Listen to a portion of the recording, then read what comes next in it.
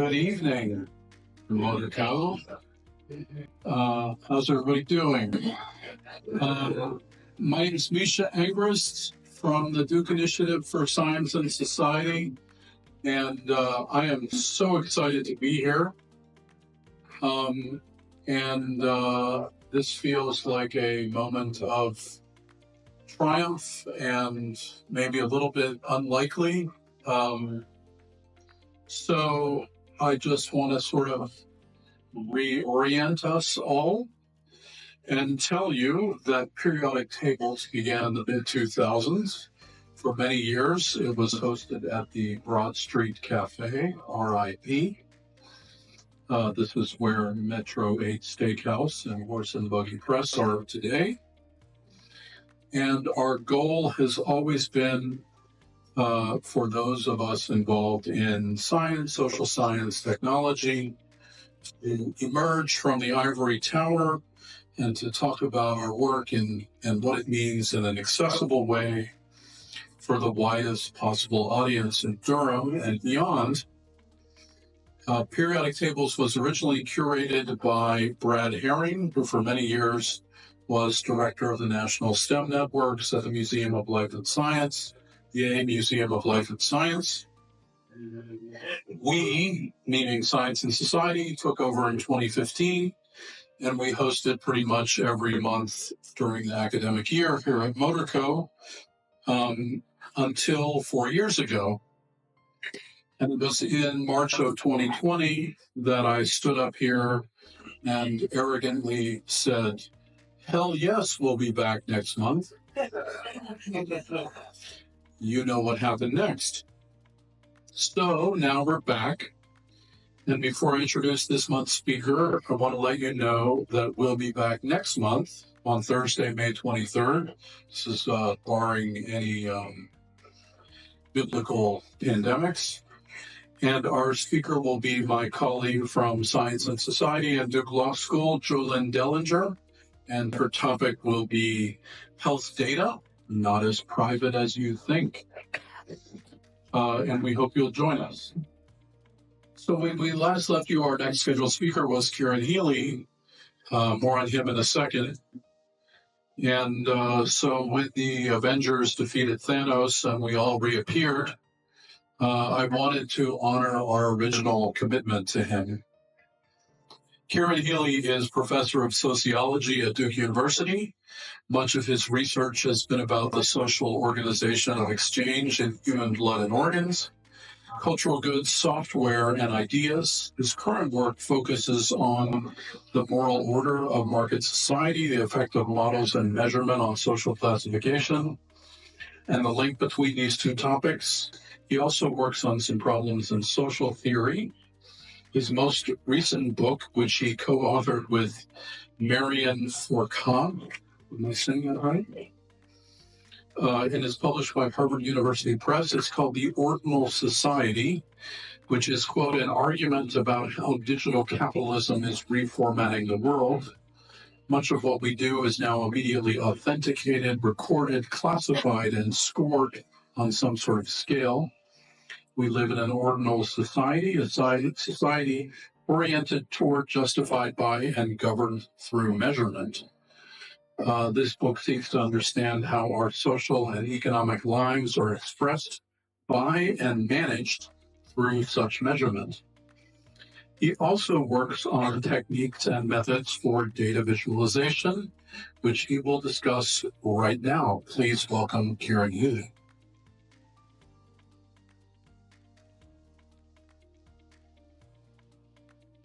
Thank you, Misha, and hello, everybody. Thanks for coming.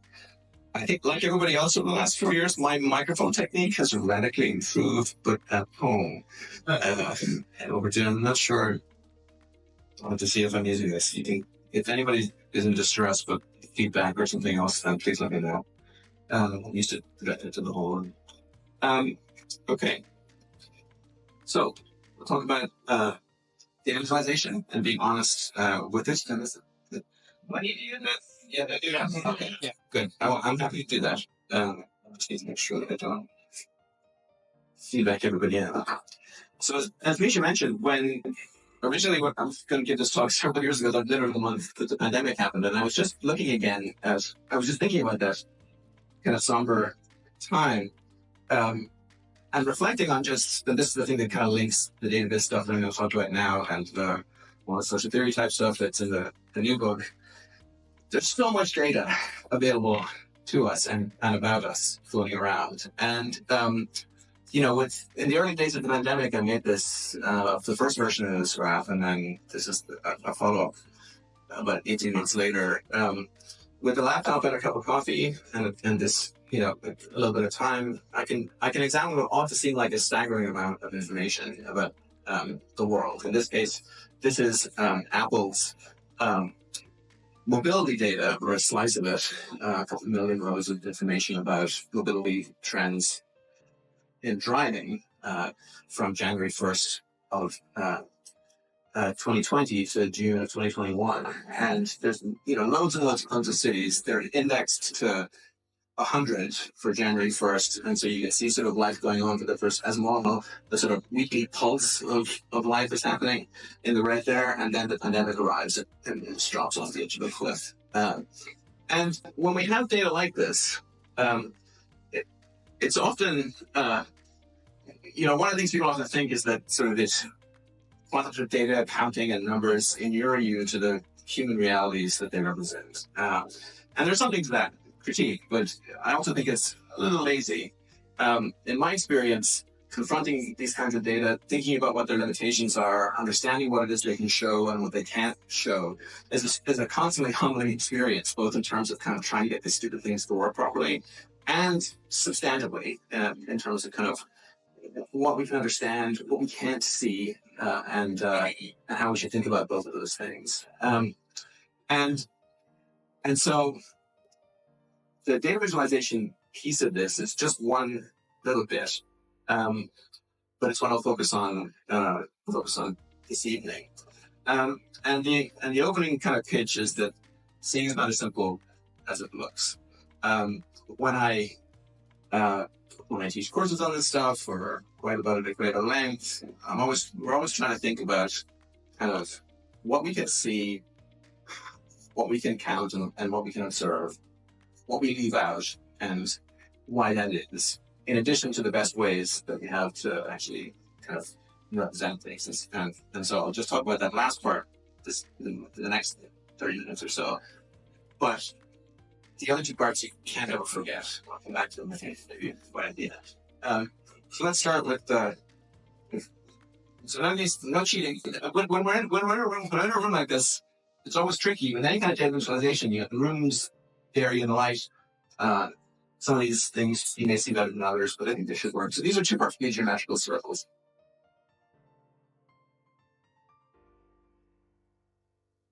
And it's a little tricky. That's what I don't think about that.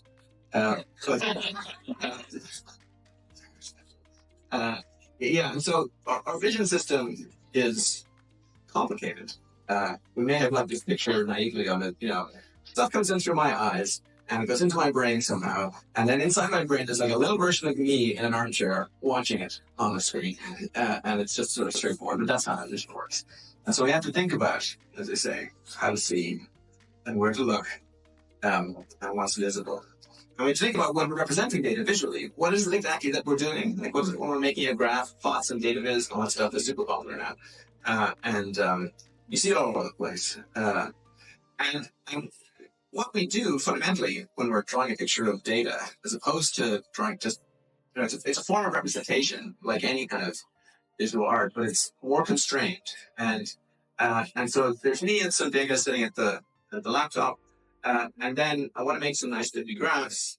And the constraint that I have is that there has to be some relationship, some mapping, some encoding, some reliable way that the things you see on the screen, things that get drawn, the marks on the page, the lines on the screen, whatever they are, faithfully represent the columns in your table, the numbers, the counts, the categories, whatever they are.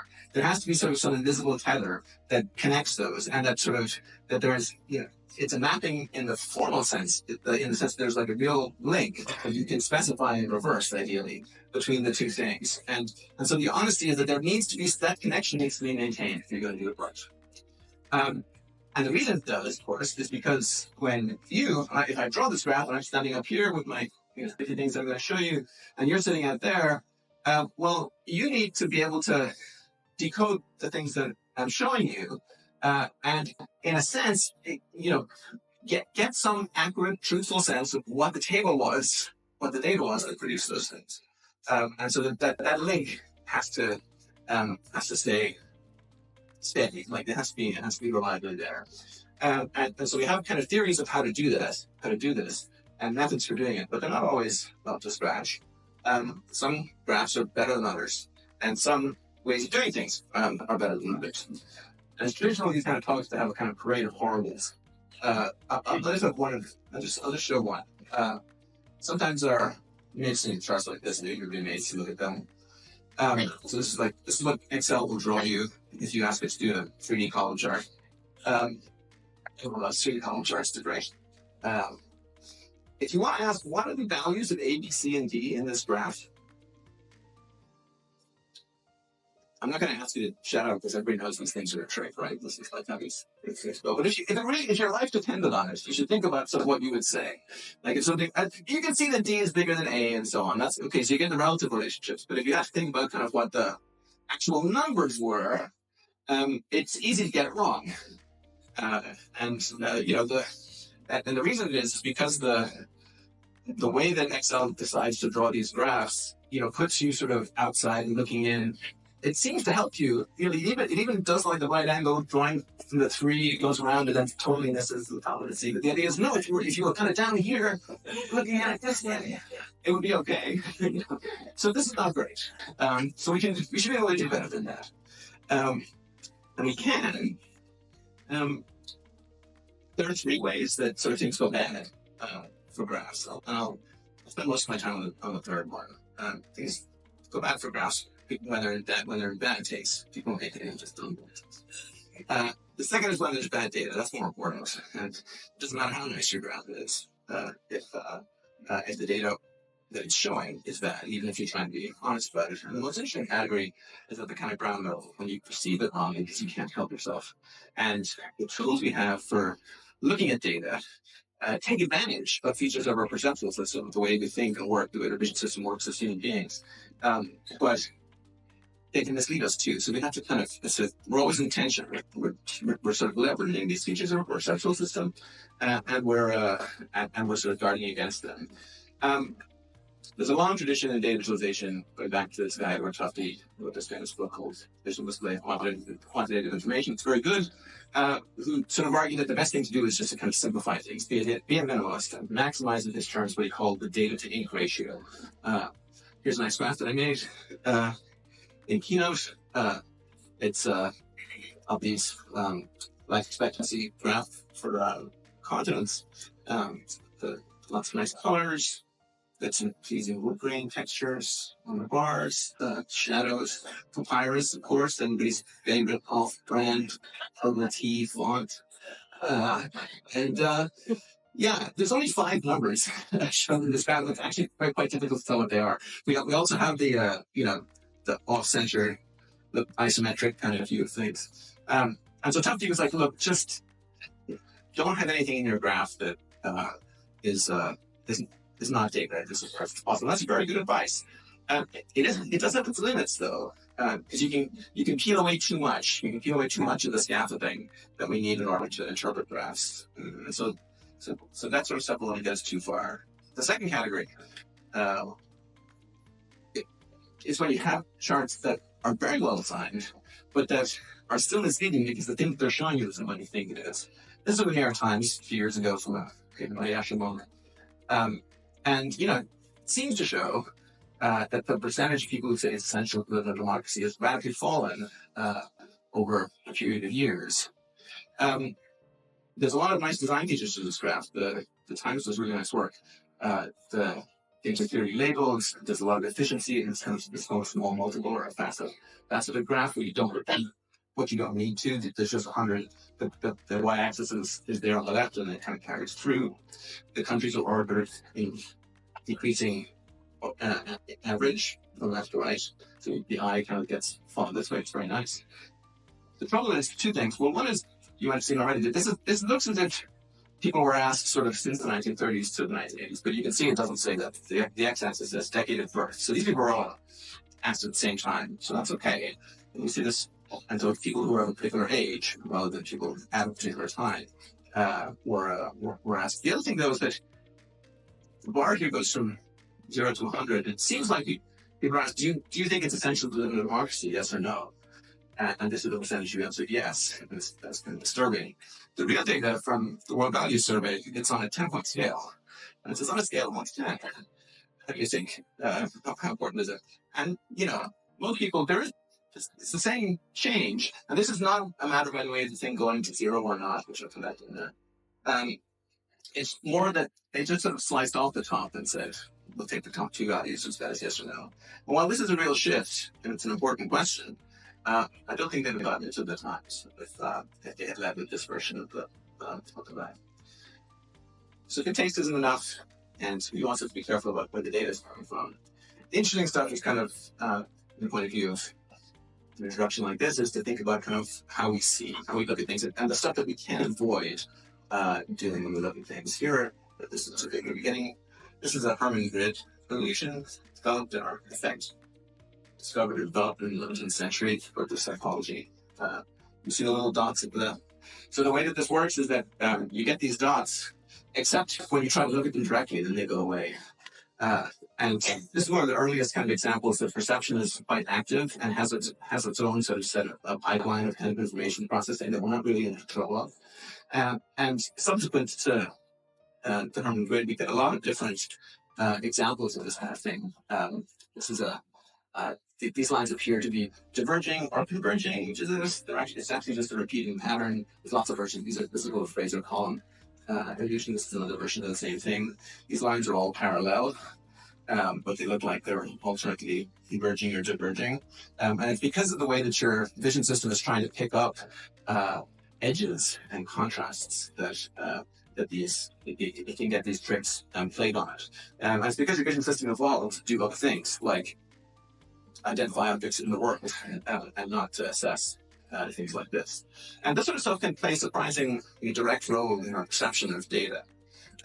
So, for example, if we take a swatch of grayscales here, we can see that they go from dark to light, and we can make out the differences between them reasonably well. But so a Mach band, just in virtue of them sharing a border, the contrast appears stronger to us. Right? It's just because, and that's because our visual system is very good at detecting relative differences across a boundary like that. The human eye is not a light meter. It's not very good at deciding how much light is actually objectively present in a setting. That's why photographers have like those little things that they use. But it's good at getting sort of relative contrast. And this can sort of mislead us in various ways too. These grays are all the same. If we put a gradient behind them, the apparent dark, now these appear lighter. I think that these appear darker. And you can really push this quite a long way. This is checkerboard illusion from Kieran Healy. The idea here is that the squares A and B are the same shade of gray. And people tend not to believe this. This is supposed to help you with your diagnosis of sort of con. So let's focus in on this. And I promise there are no, I'm not doing any stuff covering up pieces of the image here. And as it takes quite a while to have an effect. Once they start to disappear, you start to see they are, in fact, same shade of gray. And the reason this happens is because, as I say, the human eye is good at relative contrast, and it's taking cues. It's a system that evolved to look at things in the real world. It needs to, and I use this kind of anthropomorphizing language. Your eye doesn't want anything, but you think about it as like it wants to decide, or it needs to decide, is this like a light object in shadow, or is it a dark object out in the light? And there's all these cues in the environment, including like what's nearby, where the light appears to be falling, and so your eyes say, okay, this is what's happening. And the thing about these kinds of effects, are that they're not like magic tricks. Like if you see somebody, a magician, do some sleight of hand illusion, um, and you see how the trick is performed, then from then on, you know it. Like, and you can see, you can take pleasure in seeing other people getting fooled by the trick. But with this kind of stuff, you can't. Like, you can understand everything about how it works, but it's operating at too low of a level for you to be able to kind of overcome it. So that's the kind of thing we need to kind of make sure that we um, think about when we're representing data. Because what we're trying to do when we draw a picture based on data, like I said, is to faithfully represent the relationships that are in the numbers or whatever the quantities are, and do so in a way that lets us kind of take it back out, get it back out again. And this sort of stuff can help us, or it can get in the way. So, for example, here's a real paper. It's good paper, and in fairness to it, right, the thing that they're most interested in is the bottom row there, where the blues are. But if you were to look at this other part of the map here and ask yourself, well, what other squares on the graph are the same shade of brown as this one? Go back again. This one. Well, this one is doesn't quite look like it, doesn't it? If this is the light square surrounded by dark ones, predominantly. This is the dark one surrounded by light ones, but they're the same shade. And this is the same shade. And this is the same shade. And this one. And so if anything turned on this, right, that's when you have to be careful about, this is how things like a good effect or a mock band kind of can play into, just in virtue of sharing a board or something jumps out more directly. And there are similar sorts of tasks that we're differentially good at. This is the kind of stacked bar chart that managers I've had when I was younger loved. And you put so much stuff on it. That's great. You can see, there's no junk in this chart from Tufty's point of view. That's what we mean about takes not saving us. It's all data and just the minimum amount of scaffolding. The red ones on the bottom, it's easy to see immediately what their relative sizes are. But if you were asked, is this one different from this one? By how much? That's a much harder question to answer. And it's because they don't share a baseline.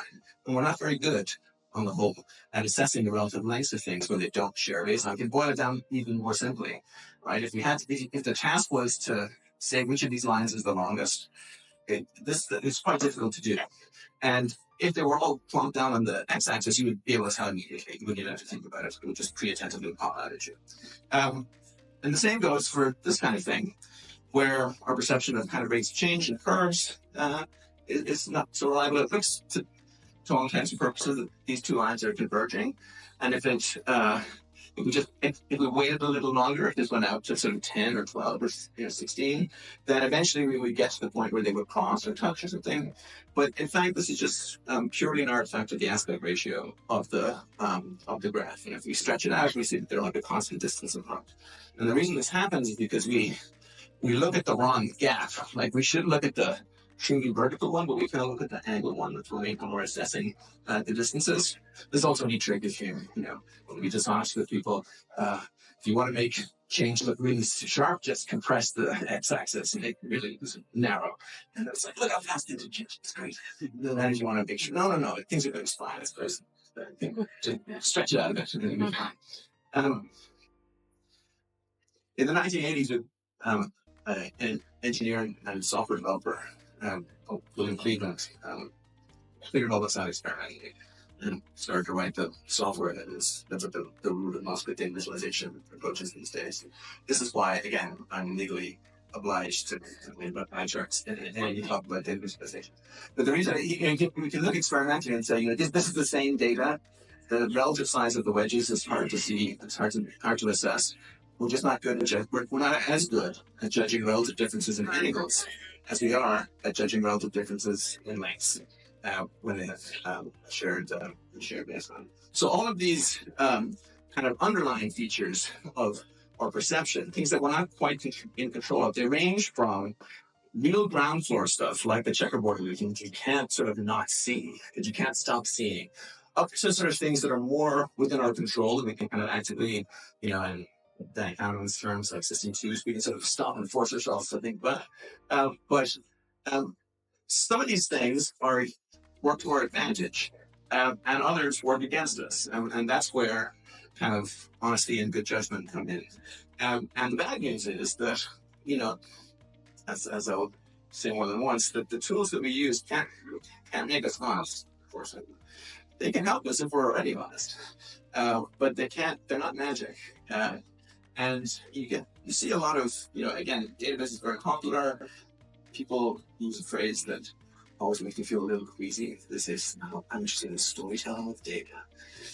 No, don't do that.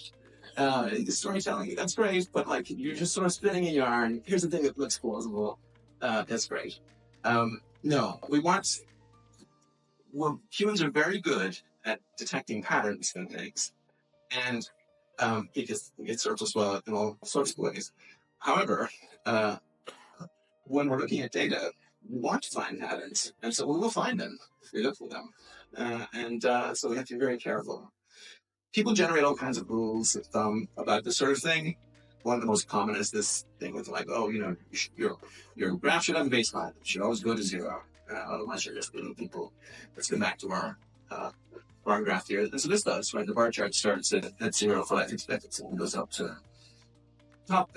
Another way to look at this data, a standard way actually, in most pieces of data software, is just to use the range of the data to show the range. If you plot something like this and you put it up on your social media, to me, then immediately somebody will show up in your comments and sort of say, this is lying with graphs, and this, you're misleading people. And they kind of have a point, sort of, in that it is possible to mislead people in this way. That's why we're using dots here, by the way, rather than bars. If the bars was a bar, it could be expect bars to go all the way down to the ground, so to speak, to 0. But then again, you could just as easily say, look, there's nowhere in the world where life expectancy is 0 or 10. And so what we're interested in is the actual range of variation that we observe. And so this all becomes very rapidly kind of a matter of context, which is to say, well, who am I trying to reach with this data? What do they already know? And how should I kind of meet them when I'm trying to explain things? There's a big difference between, trying to reach an audience that's predisposed not to like you or to think that you're lying to them, or might be, and to reach an audience that already trusts you and that you trust them. And those are the sorts of things that you can't build into a graph, so to speak, right? You can just say, here's the best I can do. Here's early data again on COVID. Here we do bring the baseline to 0. And we're using the 2015 to 2019 all-cause mortality. It's just raw counts of how many people die each week in the United States, just to show how different 2020 was. We can also look at it like this, though. It's the same data. And here the idea is, look, nobody believes that no one dies in the United States every week, or any given week. So you might as well just start from the baseline is implicitly what 2015 and 2019 is. And then you can just look more closely for other patterns. But again, like whether or not it's smart to do this will kind of depend on who you're talking to, what their presuppositions are, whether you have to convince them that you're honest at all, right? And so you can show it this way, you can show it this way. I mean, it can get ridiculous. You can, this is an example. This is real data. I made this morning. And so this is real data on mean global sea surface temperature daily over the last, since 1982. Measured in degrees Kelvin goes all the way down to 0. And so you see nothing is happening. There's nothing to worry about. Nothing change. I don't know what the fuss is. So these rules, I could talk to you all day about, the importance of things like general principles about clarity and honesty and truth. And I believe in all of those things. It's very important that that's what's motivating you. And science as a whole, not just with data visualization, could not function if you just thought people were lying to you all the time. And you just lying to you all. And that's why things like, peer review and stuff like that, it's not designed to catch liars. Presupposes that everybody inside them has like a telephone grass who's afraid that the person who knows more about this than them will come and say in this talk. And you're trying to sort of stop that from happening. And so, even though we strive for clarity and we should embody it in our work and pursue the truth, we also have to think about the context in which what needs to be here is working, and what are the conventions by which we can signal to people that we're being honest, and what's the meaning of the information that we're trying to convey. And this comes up all the time. It came up yesterday for me. So I don't know, maybe you saw the went anywhere, just stood outside to look at the eclipse. My son is in high school in Chapel Hill. They gave them all for PTA. They bought them eclipse glasses, which was great. And they brought them home. They showed them in slides of the glasses said, "Get mooned."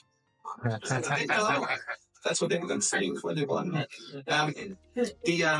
So I wanted to see, I didn't get to see the thing, the eclipse myself.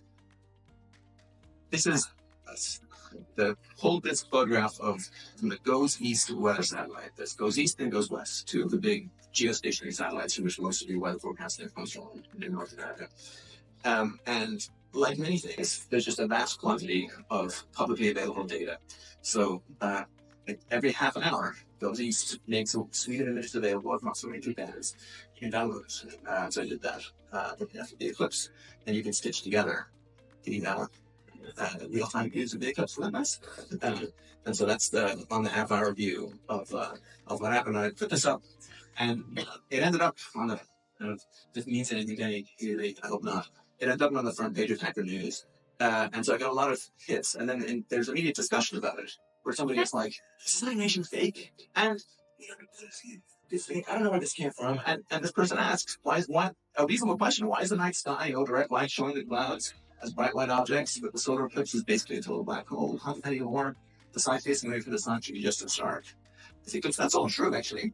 If you look at it again now, you're like, yeah, look at that. The clouds stay over here when the sun comes in. Why is that? And it's because these satellites don't take a photograph like your phone takes a photograph. It takes a photograph across like 18 different bands of wavelengths, which then get composited into an image. And this color composite is it combines the red and the blue bands to generate a green band during the day, and then it adds this infrared band at night, so you can see the clouds.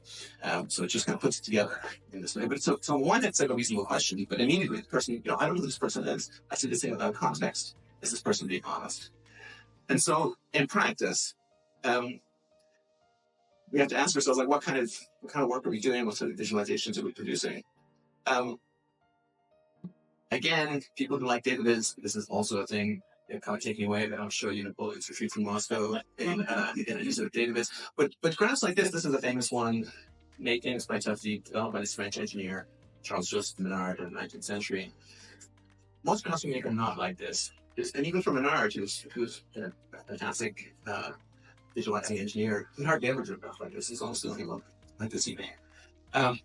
Instead, most of the graphs we make are just workhorses. They're boring, but they're clear, right? Workhorses like histograms, scatter plots, or the sort of ones with Cleveland dot plots that we've just seen. I mean, you can build them up, into little dot and whisker plots to show confidence intervals for models, not just looking at data, or you can build them up into more complicated things where you layer a scatter plot and some lines on top of things. And the more you do with these workhorses, the closer kind of they become, to show points. You can do a lot with these kinds of graphs. This is a big poster, not really suited for a screen this size. That's looking at all-cause mortality just recently in the U.S., and just looking at the kind of immense toll that COVID took on New York City relative to everybody else, and also relative to itself in the previous years. And you can just kind of see there's the U.S. in the middle of the distribution all the way down. By the end, this is, even places where it took a long time for COVID to get to it, got there in the end, and they killed a lot of people. And so this kind of graph is not sort of conceptually complicated. It's a workhorse. It's just some bars and some points, but it can take in, can include a lot of information. The same goes for something like this. This is 200 years of mortality data in France. And so the idea is that we have time on the x-axis, and then two panels, men at the top and women at the bottom. And the y-axis is age. So this is what's called Alexa service in demography. And what we do is we count all the death rates at each intersection of an age and a year. So 5-year-olds in 1850 and 25-year-olds in 1935 and so on. It's a little square, a little box. And we can look at the relative mortality rates over the period and then color it in by percentile, where's mortality highest, and what explosion. You can see, for example, here it's the First World War in France. There's the Second World War. France is occupied after 1941, and so it drops off and then goes back again. Down here, you can look back at the wars of the 19th century. This is 1870. Wars associated with cholera epidemics. Often, you can see the extremely sharp cutoff for enlistment into the army for young men. For women, you see mortality, infant mortality, and to a lesser extent, mortality in childbirth, and you see the influenza pandemic of 1919, all ages, like a vertical wound through the whole society as it goes. So you have 200 by 200 by 200 by 100 data points in here, but it's compact and you can get a lot of information across, again, just by generalizing a fairly simple heat map way of looking at things. We can go back to our temperature, we can do things. Let me show you that data for real this time. So again, thinking about the social context in which data exists, there's a global network of monitoring stations but that take air and sea surface temperatures around the world. Some of them are on buoys in the ocean, some of them are on ships, some of it is satellite readings. The NOAA, where tax dollars work, releases daily information on a 2.5 degree grid for sea surface temperatures every day back to September 1st, 1982. We have historical data back longer than that. But just the idea, the sort of social infrastructure required to produce a flow of data like that is the thing that's what this one sort of data talks end up turning into theory talks. So that's the first thing. You have to think about kind of where this stuff comes from. And so we get essentially 1 million data points a day across 5 measures for sea surface temperature, ice, and other things. And so we can set it running, right? And we can just kind of see each of these is then aggregated and weighted. A weighted average, each line is the sort of daily weighted global average, weighted because the grids get smaller towards the poles because current YouTube, notwithstanding, the Earth is round. That's another shape. And yeah, I find actually when I run these animations, I can say literally anything to do it. Yeah, I'm looking at the lines. And so, this is a nice example of kind of using data to be its own baseline again for, rather than just showing as much of the data as you can. You can start to see as time goes by, things start getting a little out of whack. This is this thing that has the oceanographer is a little worried. So we're coming up to just now. So we'll get into the 2020s, lines.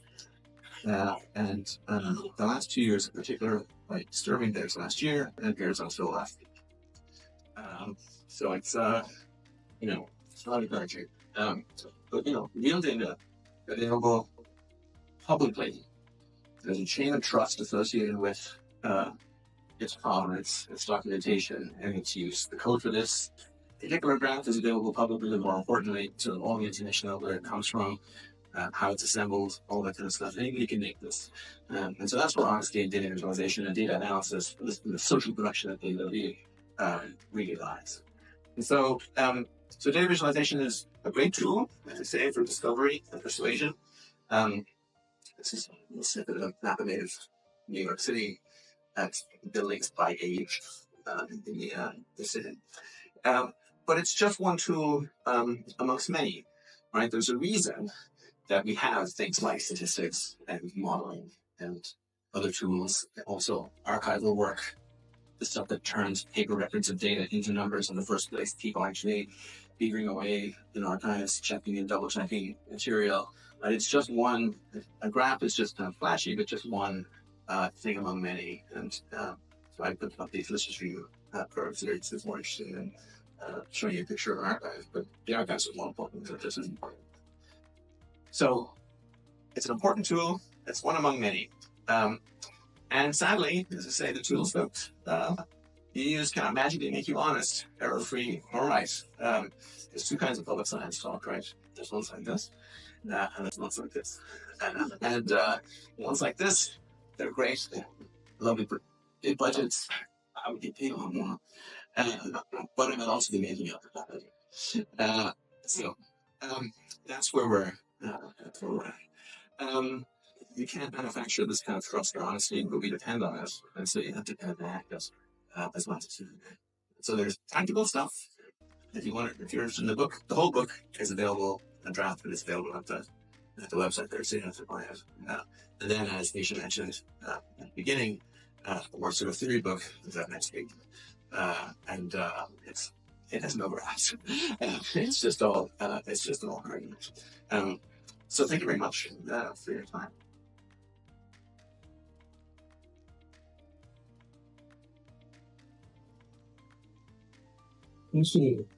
Questions for Professor Healy?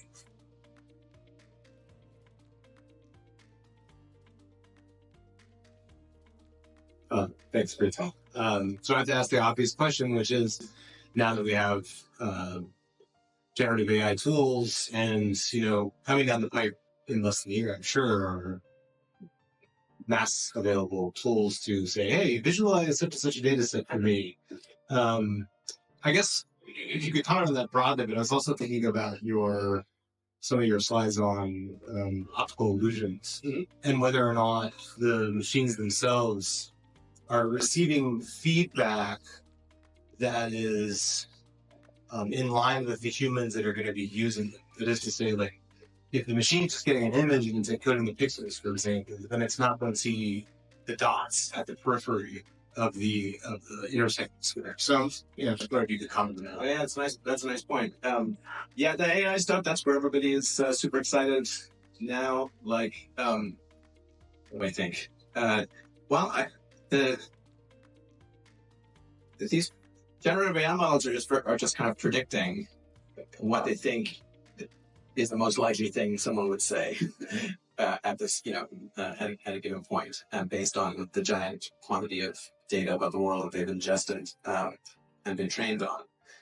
And so that they can actually be pretty useful for certain kinds of things, particularly where it's sort of more technical stuff that you can immediately check to see if it's right. So, like, you can ask it a question about, you can ask ChatGPT or Claude a question about that's essentially just a replacement for you Googling some aspect of a documentation or code, and then you can check to see if it works, if you already know how things should work. But beyond that, like in the world of kind of producing, the sort of thing that undergraduates see in cafes, just asking ChatGPT to write them their essay, well, then they'll just gravitate towards kind of an extremely low quality modal sort of answer.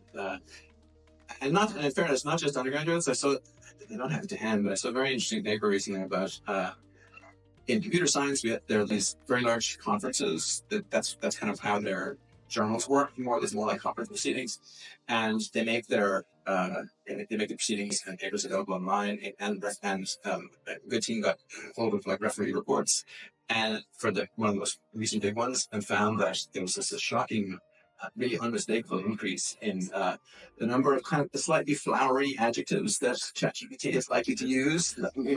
Poignant. It's like no one ever described a CS paper as poignant.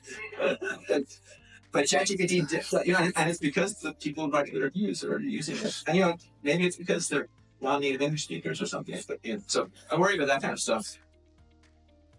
Once you introduce this kinds of tools, you just have to be careful about how you validate them. Right? Because it's not as if we don't use things sort of like this. I don't hand draw these graphs. I don't do the matrix multiplication by hand to calculate the estimates, but at the same time, again, there's a sort of chain of validation that would let you understand how it works. Whereas with the transformer models and large language stuff, those are intrinsically opaque in a way that, both in terms of their actual design and because they're privately held. That makes me worry about anxiety.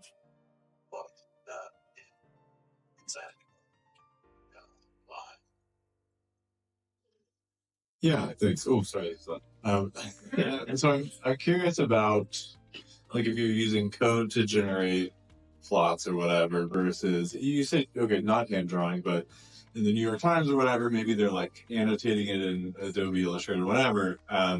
Any thoughts of just like generating things and not accidentally manipulating them to get certain points or things like that? Yeah, so all of these pretty much everything that I've done here is done in R that I use, but other programming languages. And the advantages of doing that is that we want to do things. We want to look at our data intelligently. We want to look at it honestly, and we also want to look at it reproducibly. And part of the drive towards kind of reproducible work is it's partly self-interested in that, like, you do something and 6 months later you need to revisit it, and it's very bad to have to come back if it's like an Adobe Illustrator file or something with Photoshop. Like, what exactly did I do? What was the exact sequence of actions that I took to these layers and so on? And if there isn't a record, it's just much harder to reconstruct, not just for other people, but also for the person who hates me most, which is my future self. As they come back to work that I did, so for that reason, in the context of kind of scientific work broadly conceived, it's very important to be able to come back and sort of to do things as much as possible or as reasonable in code. There's many other purposes, true one-off visualizations or other kinds of information design, and that's much less of an issue. But it is true that you can, that can also be a way that errors get introduced. But errors get introduced all the time.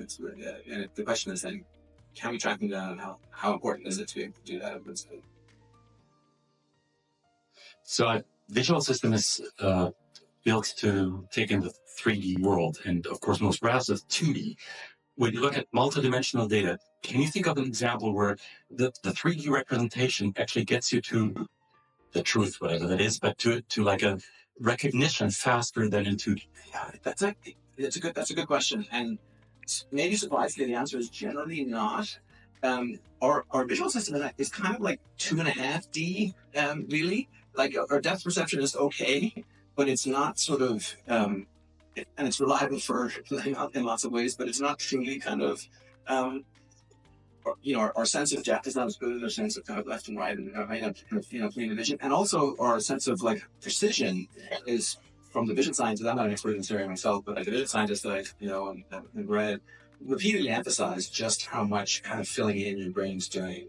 The area in which you're actually, the acuity of your vision is at its best, it's tiny. And then there's all this stuff you think, oh yeah, I'm seeing all of this over here, I'm seeing all this over here. There's lots of examples. But the result is that, like, one result is that it's not easy for people to interpret three-dimensional graphs. It can be useful sometimes for interactive exploration of data, and poking around, but sort of a 3D, like the 3D plot of the Excel thing, they tend to mislead more often than not. So often what happens, and of course with regular data, what we really have is included multidimensional data. It's thousands and thousands of dimensions effectively, and so you're just, so much of data analysis is all about trying to compact that down to just 2 or 3 dimensions that you can look at a lot of time.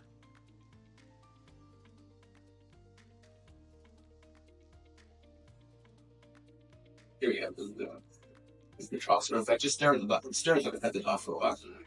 Tell me what happens. Maybe too big, actually. It's too big. It's too big. You can see the report. No. Yeah, there's fear. Your brain's like, doesn't seem like anything much is happening. I'll think of something else. Oh God, yeah, there's a jingle I remember when I was 6 years old. Yeah, that's like that. And the colors just sort of go away. There's lots of, those sorts of things make a big difference to how we, like, we're just much better at, with this kind of stuff, color, except unless you're red-green colorblind, and grayscale are kind of, there's not much to choose. But if you introduce contrast at all, if you introduce edges, so say we're so much better at distinguishing relative brightness in grayscale. You have so many more rods in your eyes than cones can see that, and then you're just much better at distinguishing relative movements. And all of this. That's why you have to be careful for pictures. So when it comes to communicating with an audience whose trust you may not already have, and you're trying to communicate data in a way that best illustrates the data itself, and maybe that's an unconventional look, right? Like by showing a graph that doesn't start at zero. What trends are you seeing in science communication to work towards building that trust and communicating the data in the most effective way possible? I think most broadly, it's in terms of kind of things like the provenance of, who made this, where did it come from, can I look? Not that everybody will. At some level, there are not sort of easy technical solutions to these problems at all. As I'm sure that these are sort of fundamental questions of social trust go far beyond kind of what you can convince somebody about in the graph, and there isn't. It would be nice to think all I have to do is show people this fantastic visualization, and then they will come. They'll see what it means, and that's not how persuasion or politics or science even works. And instead, the best you can do is kind of say, look, here's how our field works, for example, and here's the chain of actions that's why reproducibility has become so important. Again, it's not sort of we have all these technical tool chains to make it easier to reproduce outputs like code and analyses and papers, but ultimately too, they're just all sitting on top of people with jobs or not, who are engaging in things, updating things or not. It's a fundamentally social enterprise in that sense. Like you can't get rid of the people and the trust or not that you have in them. And so, like the broad good trend is sort of moving towards things like, look, here's reproducibility. You can open this box and inspect it. And I'll try, people are able to explain to you if possible. The bad side, I think, not in any particular science communicator, but just in general, is kind of social media has accelerated the speed with which kind of graphs like memes circulate, and they become detached from that sort of context of their production, and that can be both like, one way that goes wrong is even for people who are like, oh, it's the kind of I love science people, it's like, here's this picture, I don't know where it came from, or really what it means, but it looks cool, and so that's not so great. Like, you need to remain encouraged to kind of figure out where the stuff comes from. We have time for one more question.